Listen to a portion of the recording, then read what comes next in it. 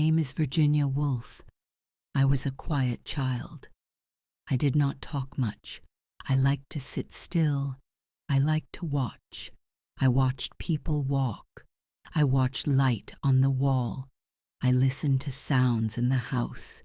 Even when I was very young, I felt many things inside. I was born in London. I lived in a house with many books. Books were everywhere, on the table, on the floor, in my father's hands. My father loved books. People said he was smart. I learned that words were important, but I also learned something else. Words cannot stop pain.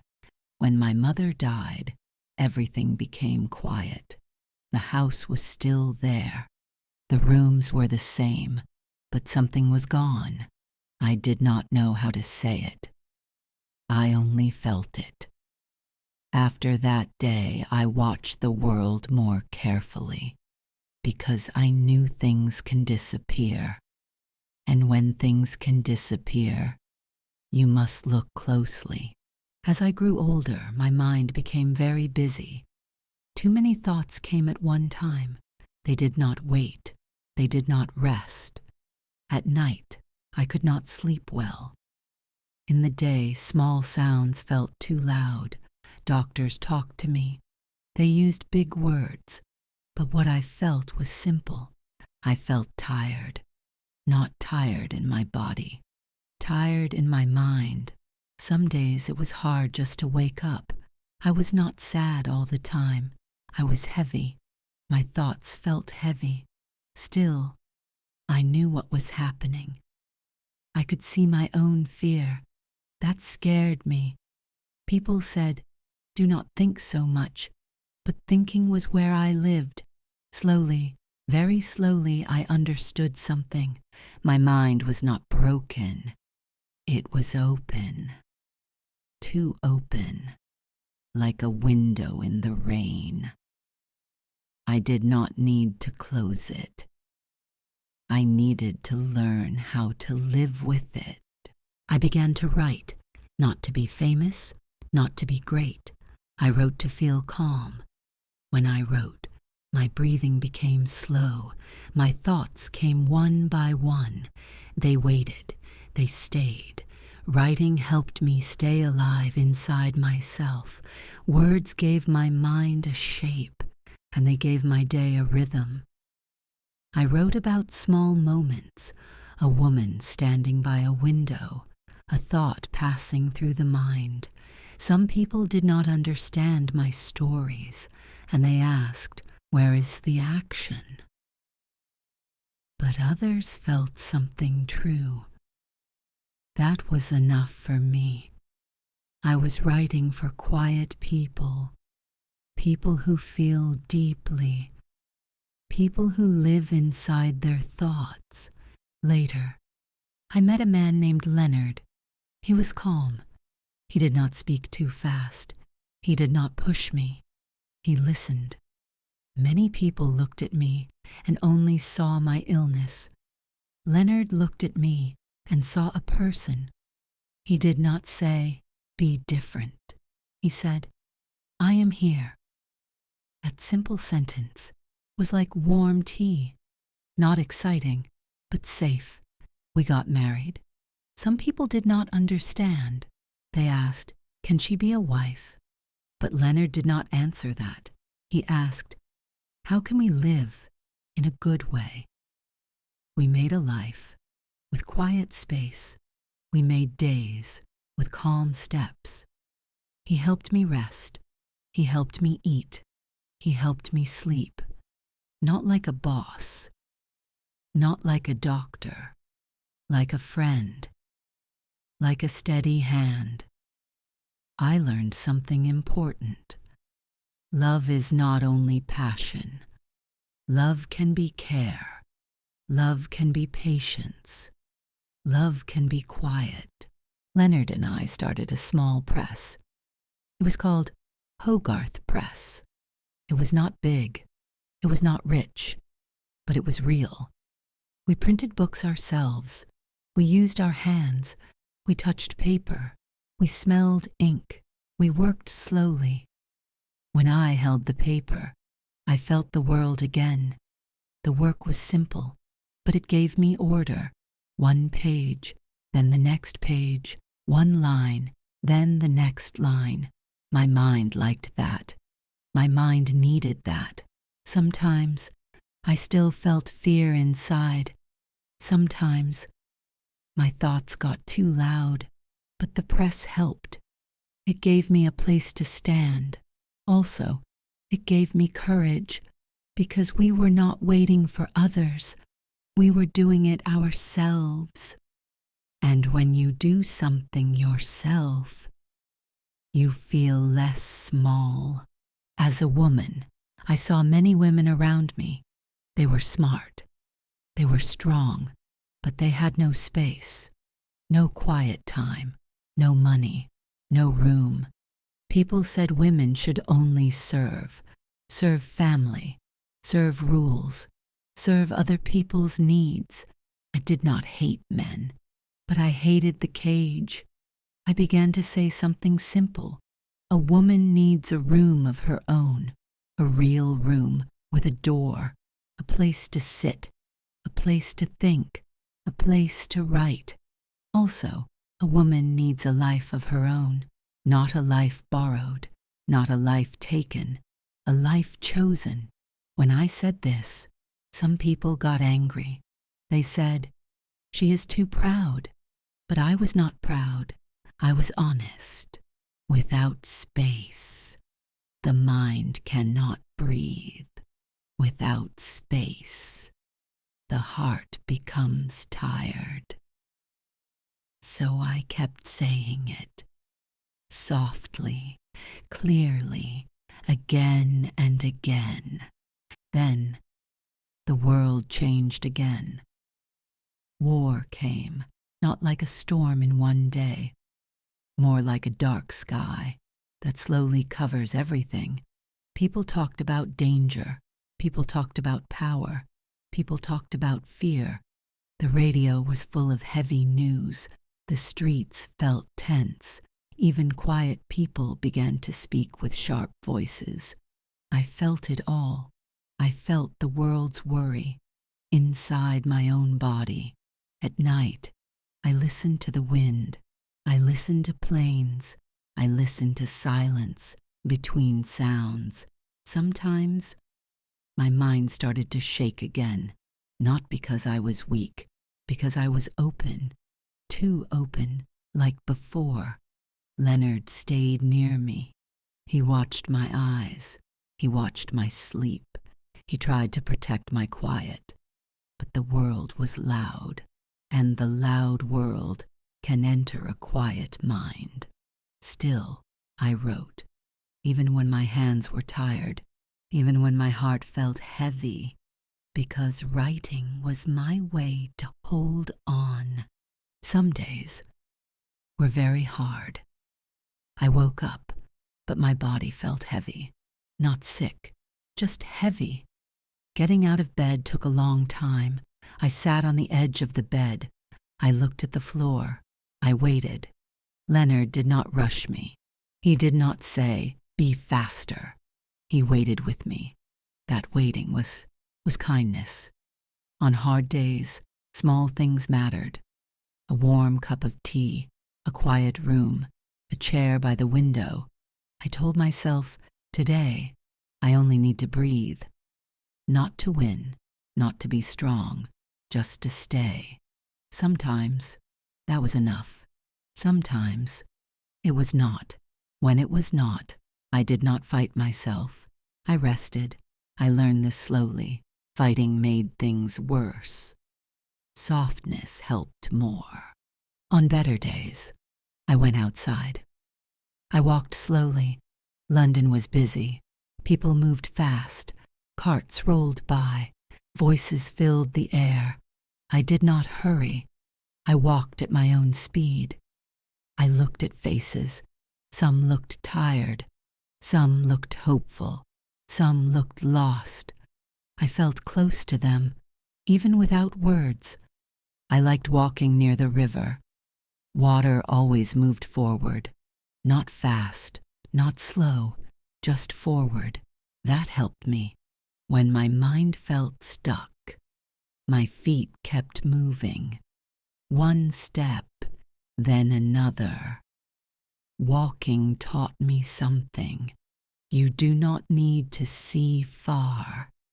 You only need to see the next step. I wrote many letters. Letters to friends, letters to family, letters to myself. Letters were slower than talking. That was good. I could stop.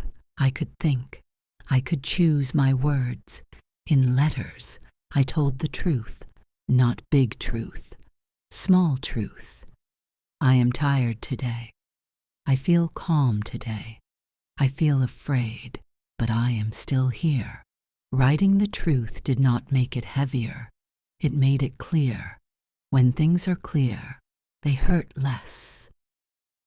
I learned that silence does not mean nothing. Silence can be honest. Silence can be kind. One day, I walked to the river again. The water moved slowly. It did not stop. It did not ask questions. It did not look back. I stood there for a long time. I thought about my life, not with fear, not with sadness, with calm. I thought, I have lived deeply. I have loved quietly. I have tried in my own way. The river carried weight without noise. That felt right. I understood something then. Rest is not weakness. Letting go is not failure. Sometimes it is kindness to yourself. Some mornings were very quiet. I woke up slowly, not with a sound, not with a plan, just waking. Light came into the room, not strong, soft. I stayed in bed for a few minutes. I listened. The house was still. No voices, no steps, only air. Breathing felt easy. That mattered. I sat up. I put my feet on the floor, cold floor. That felt real. I stood. I walked to the window. Outside, the street was waking too. One person walked by. A bird moved on a wire. Nothing big, but everything alive. On mornings like this, I told myself, today is enough. I went to the kitchen. I filled the kettle with water. I waited. The kettle began to sing, soft at first, then louder. I liked that sound. It meant time was moving. I poured the water. Steam rose. I held the cup with both hands. Warm, safe. I did not rush. I drank slowly, one sip, then another. I watched the steam disappear. Small acts can calm the mind. People often forget that. But I remembered, because small acts saved me many times. After tea, I sat down. I picked up a book, not to read fast, not to finish, just to be with it. I read one page, and then I stopped. I looked at the room. I felt my breath. I read another page. Slow reading is different. It lets the mind rest. Words come in without pushing. I learned that I did not need to take in everything. A little was enough. In the afternoon, I rested. Not because I was lazy, because I was wise. I lay down. I closed my eyes. I did not sleep. I just stayed still. Thoughts came. Thoughts went. I did not follow them. I let them pass, like clouds. Rest is not nothing. Rest is something. It is care. It is listening. It is saying, I am still here. Later, I wrote a little. Not many words, just a few lines. I did not push myself. I stopped when my body said stop. That was new. Before, I pushed too much. Now, I listened more. Writing did not need pain. Writing needed truth. And truth is quiet. In the evening, the light changed. It became low. It became soft. Shadows grew long. The room felt slower. I liked that time. Day was ending. Nothing more was asked of me. I sat. I watched. I let the day close. That felt kind. Later that day, I went outside again. Not far. Just a short walk. The air felt cool. My steps were slow. I did not hurry. I watched my feet. Left, right, left, right. Walking like this calmed my mind.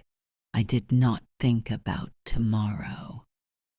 I did not think about yesterday.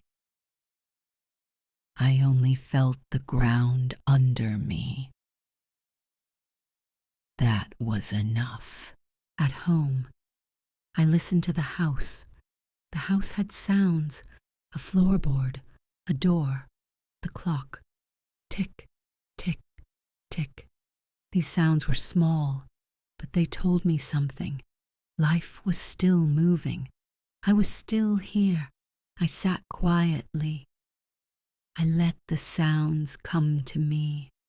I did not chase them. I did not push them away. Listening is also a kind of rest. At night, I wrote a letter, not a long one, just a few lines. I wrote slowly. I stopped often. I read my words again. I changed one word, then another. Writing like this felt gentle. I was not trying to be strong. I was being honest. I wrote, tonight is quiet. I am safe. I am tired, but calm. That was true. Truth does not need many words. Some nights, sleep came late. I did not fight it. I lay in bed. I breathed slowly. In, out, in, out. Thoughts came. Thoughts went. I let them pass, like water, like air. When sleep came, it came softly, not all at once. Little by little. That was fine. Morning came again. Light returned. The room looked new. I opened my eyes. I felt my body. Still here, still breathing. I smiled a little. Not because everything was easy, because I was alive. I stood up. I began again. That is how life works. Again and again. Now, if you are still listening, I want to tell you this. What remains is not noise, not speed, not success. What remains is care. Care for your mind. Care for your quiet. Care for your pace. You do not need to live like others. You only need to live truly, slowly, kindly. One breath, one step, one day at a time. That is life, and that is enough. This story is told in the first person, as a gentle form of storytelling inspired by the life of Virginia Woolf, created to support English learners.